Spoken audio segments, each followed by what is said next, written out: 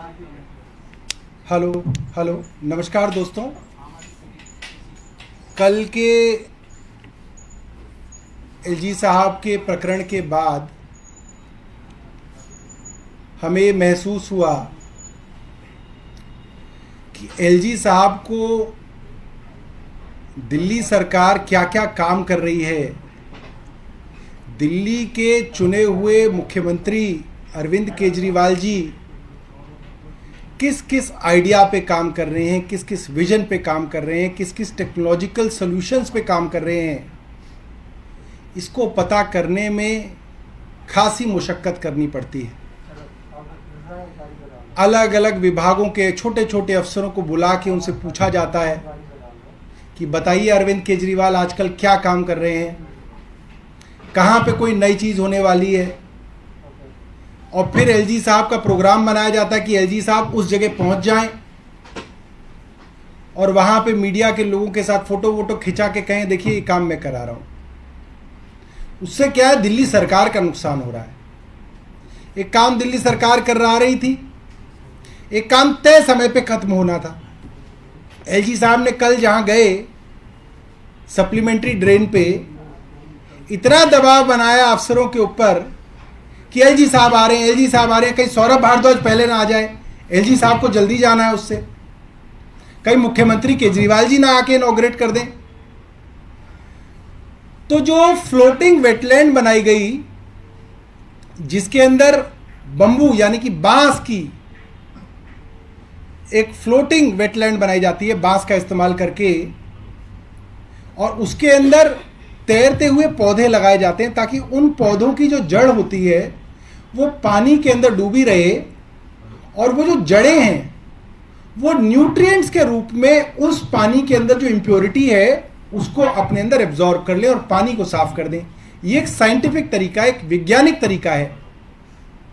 अब एलजी साहब की वजह से अफसरों ने वो पौधे प्लास्टिक की थैलियों समेत उस वेटलैंड में लगा दिए। एलजी साहब ने ट्वीट किया है, उनके ट्विटर के हैंडल को आप देखिएगा, उस फोटो को जूम करके देखिएगा, उसके अंदर जो काले रंग की थैलियां हैं उन पौधों के साथ जो है वो पानी में झूल रही हैं। वो पौधे भी मर जाएंगे, पानी और गंदा हो जाएगा क्योंकि उसकी मिट्टी और थैली जो है उस पानी में और उस नाले में जाएगी, और ये पैसे का भी नुकसान होगा और इससे कोई फायदा नहीं होगा। ये एक साइंटिफिक प्रोसेस था। तो हमें लगा एलजी साहब की थोड़ी हम मदद कर दें, हम बता देते हैं कि कहां कहां पे भी अरविंद केजरीवाल जी के प्रोजेक्ट चल रहे हैं, अच्छे चल रहे हैं, और एलजी साहब वहां जाएं और क्रेडिट ले लें।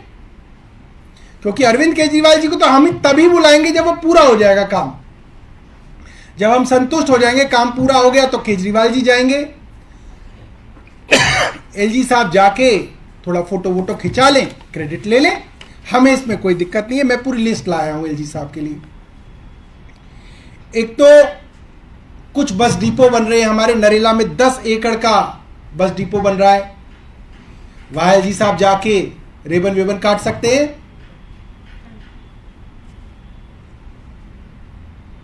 सावड़ा घेड़ा में, कापासेड़ा में, ईस्ट विनोद नगर में, यहां पे बस डिपो बन रहे हैं। एलजी साहब चाहें, हमारी योजना है, ट्रांसपोर्ट डिपार्टमेंट करने वाला है, वहां पे वो फाउंडेशन स्टोन ले कर सकते हैं, जाके नींव का पत्थर लगा दें, अपना नाम कर लें कि एलजी साहब करा रहे हैं, हमें कोई दिक्कत नहीं, एलजी साहब वहां जा सकते हैं। 100 इलेक्ट्रिक बसें दिल्ली सरकार 1 महीने में शुरू करने वाली है, जिनको मोहल्ला बस कहा जाएगा। एलजी साहब जाएं, वो बसें अभी होंगी कहीं किसी डिपो में खड़ी होंगी, वहां पे उसको हरी झंडी दिखा दें, एलजी साहब को क्रेडिट मिल जाएगा, क्रेडिट ले लें, हमें कोई दिक्कत नहीं है उनके लिए। करीब 20 मोहल्ला क्लिनिक हमारे तैयार हैं अलग अलग इलाकों में, बवाना में, आदि में।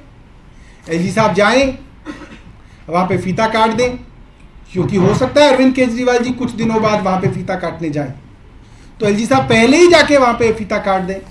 फिर मुझे आतिशी से पता चला है, मैं एलजी साहब के विषय में बता दूं, आतिशी से मुझे पता चला है कि वो आईपी यूनिवर्सिटी के पूर्वी दिल्ली के कैंपस के अंदर जाने वाली हैं, और मैं समय भी बता सकता हूं, वो बृहस्पतिवार को जा रही हैं। तो आज सोमवार है, तो एलजी साहब चाहें तो मंगल बुध में ये काम कर दें तो फिर आतिशी क्या करेंगी? फिर तो एलजी साहब के नाम हो जाएगा वो कैंपस। एलजी साहब मंगल बुध में वहां पे जाके वो क्रेडिट जो है पूरे कैंपस का ले सकते हैं। इसके अलावा एलजी साहब और कई जगह हैं जहां पे जाके वो क्रेडिट ले पाएंगे। कोंडली के अंदर घड़ौली में एक स्कूल बिल्डिंग बन रही है, 100 कमरे बने हैं, वहां पे एलजी साहब जा सकते हैं। मुझे पता चला अभी आतिशी के पास समय नहीं है, तो वो कई हफ्ते तक वहां जा नहीं पाएंगी। तो अगर एलजी साहब पहले पहुंच जाएंगे तो उनकी फोटोज बिल्डिंग के साथ छप जाएगी और दिल्ली की जनता को लगेगा कि एलजी साहब ने वो स्कूल की बिल्डिंग बनवाई है। मुख्यमंत्री जी से समय मांगा गया है जोगाबाई सर्वोदय स्कूल के लिए, और दिल्ली टेक्निकल यूनिवर्सिटी के 2 ब्लॉक्स बन के तैयार है। मुख्यमंत्री जी जा नहीं पा रहे हैं, इनॉग्रेशन का समय मांगा हुआ है। तो अगर मुख्यमंत्री जी के इनॉग्रेशन से पहले किसी दिन चुपचाप एलजी साहब एजुकेशन डिपार्टमेंट के अफसरों को बुला ले और वहां हुए, तो लोगों को यह लगेगा कि डीटीयू के 2 ब्लॉक जो है वो एलजी साहब ने बनाए और एलजी साहब इसका क्रेडिट ले ले। ये तो बहुत आसान काम है क्रेडिट लेना। आपको जाके फोटो ही तो खिंचाना है, वहां पे खिंचाना है, टोपी वोपी पहनना है इंजीनियर वाला। क्योंकि देखिए, आप इंजीनियरिंग प्रोजेक्ट में जाएंगे, आप इंजीनियरिंग की डिग्री को माने या ना माने, मगर इंजीनियर की जगह टोपी जो है इंजीनियर वाली सफेद रंग की वो जरूर लगाते हैं। एलजी साहब भी लगाते हैं, मैंने देखा, क्योंकि अच्छा महसूस होता है। ऐसा लगता है सब इंजीनियर्स के बीच में हम भी इंजीनियर हैं। तो वो टोपी वोपी लगाएं और वहां चले जाएं और कहें कि देखो ये जो डीटीयू का कैंपस है वो हम बनवा रहे हैं। इसी तरीके से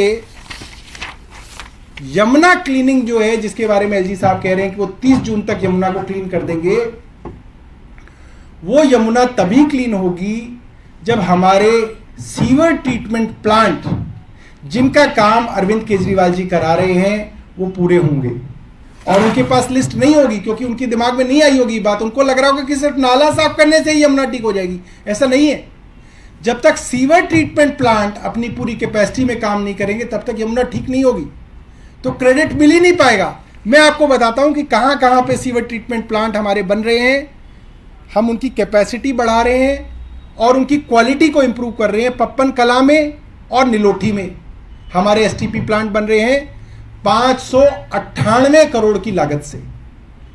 ये अरविंद केजरीवाल जी के बजट में इसका प्रावधान था। ये काम चल रहा है। एलजी साहब वहां जाएं तो वो दिल्ली वालों को कम से कम ऐसा महसूस करा सकते हैं कि देखिए एलजी साहब जो है इतने बड़े बड़े प्रोजेक्ट्स करा रहे हैं। इसके अलावा नजफगढ़ में केशवपुर 1, केशवपुर 2, केशवपुर 3, यहां पे काम चल रहा है 567 करोड़ रुपए का, और ये काम दिसंबर 2023 तक कंप्लीट होना है।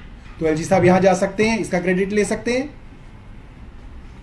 पैकेज 3 है रोहिणी नरेला कोरोनेशन पिलर के अंदर 481 करोड़ का काम हम लोग करा रहे हैं।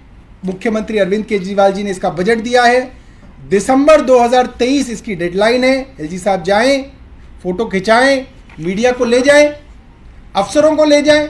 अब अफसरों की बेचारों की इतनी हिम्मत कोई ना है कि सीईओ का जल बोर्ड वहां पे ये बात कहे कि ये काम तो बोर्ड ने पास किया है, बोर्ड के चेयरमैन, डिप्टी चेयरमैन और विधायकों ने बैठ के इसको पास किया है, पैसा जो है दिल्ली सरकार ने बजट में दिया है। सीईओ कहां कह पाएंगे ये बात एलजी के सामने?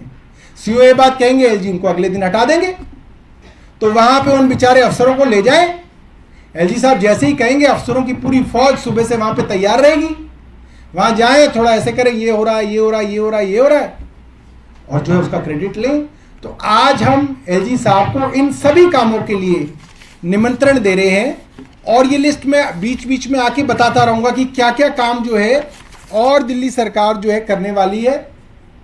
पिछले कुछ दिनों पहले एलजी साहब ईस्ट दिल्ली के अंदर संजय लेक पे गए और अखबारों के अंदर बड़ी बड़ी खबर छपी कि एलजी ने संजय लेक पे दौरा किया और कहा कि अब ये कुछ ही दिनों के अंदर यहां पे एक जीवित लेक हो जाएगी, क्योंकि वो काम दिल्ली जल बोर्ड पिछले 1 साल से कर रहा है। और वो संजय लेक का काम जो है वो 51 एकड़ लेक हम बना रहे हैं और उसके अंदर सीवर ट्रीटमेंट प्लांट का साफ पानी हम वहां पे भरेंगे। ये दिल्ली जल बोर्ड की योजना है। तो एलजी साहब को बताना चाहता हूं, हम संजय लेक तक तो गए, स्मृति वन भूल गए। वहीं डीडीए का एक और स्मृति वन भी है, उसमें भी दिल्ली जल बोर्ड काम कर रहा है। वहां पे भी उसी तरीके से हम लोग ज़मीन एक्सकेवेट करके एक लेक बना रहे हैं, उसके अंदर पानी भरा जाएगा और वो दिल्ली जल बोर्ड द्वारा जो काम करा जा रहा है, एलजी साहब चाहें, एलजी साहब के पास बहुत समय है, क्योंकि एलजी साहब को वो काम करवाना नहीं है, उसका प्रपोजल नहीं बनवाना, उसका टेंडर नहीं लगवाना, उसका बजट एस्टीमेट नहीं बनवाना, उसके बजट का प्रावधान नहीं कराना, उसमें कुछ नहीं करना। एलजी साहब को सिर्फ चलते हुए काम में जाके सिर्फ फोटो खिंचाना है। तो ये काम तो बहुत सरल है, बड़ा आसान है। हम लिस्ट दे रहे हैं, एलजी साहब जाएं और इन सब कामों का क्रेडिट ले लें। हम जो है उनको इनवाइट कर रहे हैं और आप मीडिया वालों को भी कह रहे हैं कि आप खूब जाइए उनके यहाँ और उनको क्रेडिट लेने के अंदर मदद कीजिए। बहुत बहुत धन्यवाद। लेकिन इस मामले में जैसे अधिकारी सारे उनके साथ जाते हैं तो आपको भी लगता है कि ये अधिकारी से सब काम में तेजी आती है, जैसा उनका कहना है? हम बता तो रहे तेजी आती है, क्यों नहीं आती है? अरे भाई, फ्लोटिंग वेटलैंड में पॉलिथीन सहित उन्होंने 1000 पौधे लगा दिए। आप उसको जूम करके तो देखिए, नीचे काले रंग की प्लास्टिक की थैली है, उसके अंदर मिट्टी भरी हुई है, उसके अंदर वो पौधा जो है नाले के अंदर तैर रहा है। ऐसा काम करा रहे हैं एलजी साहब, क्योंकि एलजी साहब को पता ही नहीं है ना कि ये काम क्यों कराया जा रहा था, इसके पीछे क्या साइंटिफिक प्रोसेस था, क्या डिस्कशन हुई, क्या उससे उपलब्ध होगा, उनको मालूम ही नहीं है। तो ज़बरदस्ती अफसरों के ऊपर दबाव बनाया जाता है कि आप करिए, नहीं तो किसी ना किसी कारण पे आप अफसर को सस्पेंड कर देंगे। ये आपके हाथ में है, आपको अच्छा लगे तो आप कह देंगे ठीक है, आपको बुरा लगे तो आप कह देंगे सस्पेंड कर दो इसके अंदर अफसर। ये तो एलजी साहब जो है सर्विसेज जो है होने का फ़ायदा उठा रहे हैं कि सारे जो ट्रांसफ़र हैं, पोस्टिंग है, सस्पेंशन है, ये सब एलजी साहब के पास है, इसका फ़ायदा उठा रहे हैं, इसलिए सब जो है काम जो है इस तरीके से करा रहे हैं। और ये जल्दबाजी के जो काम करा रहे हैं, मैं आपको आज ऑन रिकॉर्ड बता रहा हूँ, एज ए मिनिस्टर बता रहा हूँ ये बात, इस जल्दबाजी के काम में कई सारे काम गैर कानूनी भी हो रहे हैं और बड़े काम गैर कानूनी हो रहे हैं। और जब अफसरों से पूछताछ की जाएगी तो अफसर बताएंगे कि किसके दबाव में गैर कानूनी काम हो रहे हैं। उसके सबूत हमारे पास हैं, कुछ तो मेरे डिपार्टमेंट्स में भी मेरे पास सबूत हैं उसके। किस तरह के गैर कानूनी काम आएगा, वो आएगा, उसका हम लोग कागज इकट्ठे कर रहे हैं, वो सब भी आएगा सामने आपके। सौरभ जी, आज इसके अलावा सौरभ, आज आप लोग अभियान चला रहे हैं कि डिग्री दिखाओ अभियान, उस अभियान में आज आप लोग डिग्री दिखाने जी, कल आतिशी जी ने डिग्री दिखाई और उसके बाद एलजी साहब ने तो यही कह दिया कि डिग्री क्या होता है, ये तो पैसे खर्च करने की रसीद होती है। तो एलजी साहब तो पहली डिग्री पे ही मान गए कि डिग्री विग्री की कोई जो है आवश्यकता नहीं है। मोटे तौर पे उन्होंने मान लिया कि प्रधानमंत्री जी के पास अगर डिग्री नहीं भी है तो भी इससे कोई फर्क नहीं पड़ता, तो ये तो उन्होंने माना। मगर मुझे ये नहीं पता कि ये पैसे खर्च करके डिग्री कहाँ पे मिलती है, ये एलजी साहब बताएंगे हमें, क्योंकि हम तो ये मानते थे कि एग्ज़ाम देने पे डिग्री मिलती है और अगर पैसे खर्च करने पे डिग्री मिलती है तो वही तो पूरा का पूरा विवाद है कि कहाँ पे पैसा खर्च करके किस मंत्री, मुख्यमंत्री और प्रधानमंत्री ने जो है इस डिग्री का जुगाड़ किया था।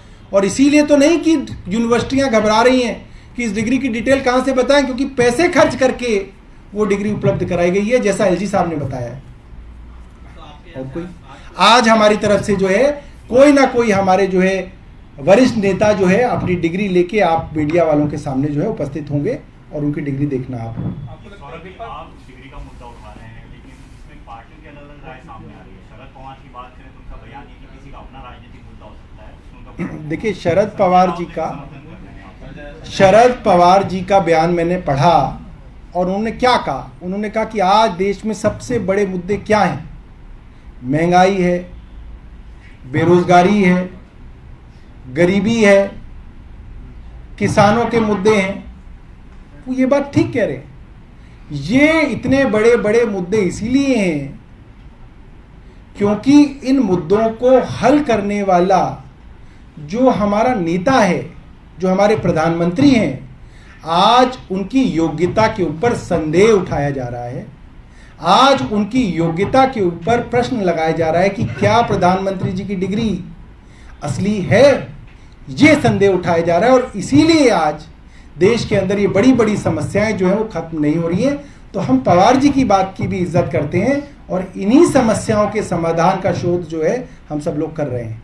सर, इसके अलावा स्वास्थ्य विभाग अलर्ट पर है। आने वाले दिनों में आपने कहा कोरोना के मामले बढ़ सकते हैं, तो क्या रिपोर्ट कह रही है उसके बारे में बताइए। जो केंद्रीय स्वास्थ्य मंत्री जी के साथ पिछले शुक्रवार को सभी राज्यों के स्वास्थ्य मंत्रियों की बैठक हुई, उसमें कोरोना के एक वेरिएंट के बारे में चर्चा हुई, XBB.1.16, जो कि सबसे ज़्यादा प्रचलित वेरिएंट है, जिसके बारे में वहाँ पे जो मौजूद एक्सपर्ट्स थे उन्होंने बताया कि ये सीवियर नहीं है और इससे घबराने की, चिंता करने की ज़रूरत नहीं है। हम लोग दिल्ली के अंदर हर एक पॉजिटिव केस की जीनोम सीक्वेंसिंग करा रहे हैं और लगातार दिख रहे हैं कि कोई ऐसा वेरिएंट ना आ जाए जो सीवियर हो सकता है। अभी तक की जीनोम सीक्वेंसिंग के रिजल्ट्स में मोटे तौर पे ये वेरिएंट या इसी के सब वेरिएंट जो है वो दिल्ली में प्रचलित लग रहे हैं, जिनसे एक सामान्य स्वस्थ आदमी को जो है चिंता करने की ज़रूरत नहीं है। मगर अगर कोई लोग इस तरीके के सिम्टम दिखाते हैं, जैसे कि अगर ज़ुकाम है, खांसी है, बुखार है, तो मैं उनको एक स्वास्थ्य मंत्री की तरफ से एक राय दूंगा कि आप अपने घर में रहें, आप अपने आप को आइसोलेट रखें, आप पब्लिक प्लेसेस में ना जाएं, मेट्रो, बस आदि में आप ना जाएं, और अगर फिर भी आपको निकलने की आवश्यकता हो तो आप मास्क का प्रयोग ज़रूर करें, क्योंकि ये चीज़ फैलती बहुत है। अगर आप लोग प्रिकॉशन रखेंगे तो ये फैलेगा कम, धीरे फैलेगा। तो आने वाले दिनों में बढ़ सकते हैं क्या? जिस तरीके का वायरस का ट्रेंड रहता है, ये वायरस के मामले बढ़ते हैं, फिर प्लेटो करते हैं, फिर धीरे धीरे कम होते हैं। अभी दिल्ली बढ़त पे है। कई राज्यों ने मास्क को भीड़ भाड़ वाले इलाकों में मैंडेटरी कर दिया है, क्या दिल्ली में ऐसा कोई विचार है आप लोगों का?